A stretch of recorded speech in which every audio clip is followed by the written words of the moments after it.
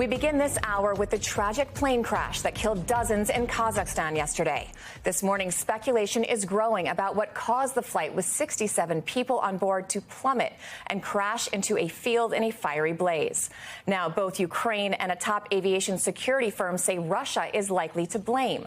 But the Kremlin is pushing back and urging people to avoid jumping to conclusions until an investigation is complete.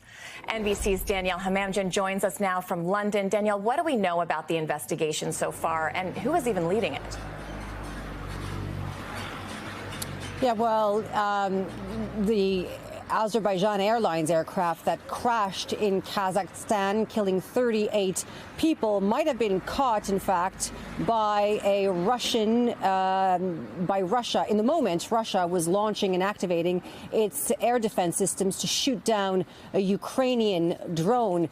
This was the topic of much speculation over the past 24 hours, but it is now being supported by some industry experts. NBC spoke to the chief intelligence officer of the aviation security firm Osprey, which has a number of partnerships with airlines around the world, as well as contracts with the U.S. government.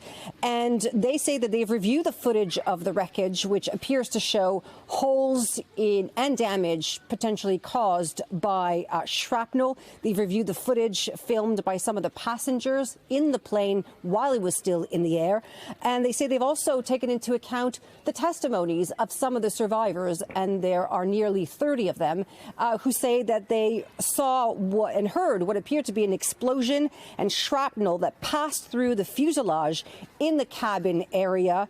And this has led them to conclude that this was not caused by bad weather, and it was not caused by a bird strike, as had been suggested by the Russian state media. Take a listen to what he had to say.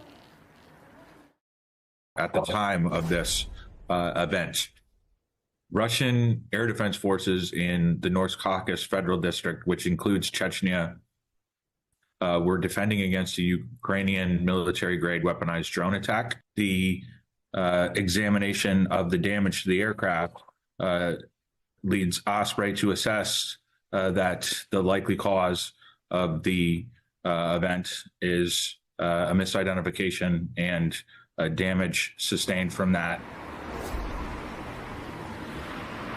Well, and of course, the question was put to the Kremlin, and the spokesperson, Dmitry Peskov, said that the investigation is still underway, and it would be incorrect to comment at this time, saying, quote, that it would be incorrect to, quote, to make any hypotheses before the investigation is complete. To answer your question, Azerbaijan will be, of course, involved in this investigation. Kazakhstan, of course, it happened on its soil, and so it continues. But again, Russia pushing back any suggestion that they were involved in the downing of this aircraft.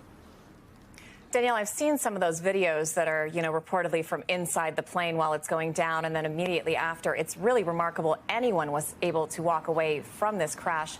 What do we know more about the survivors and then those who didn't make it off the flight?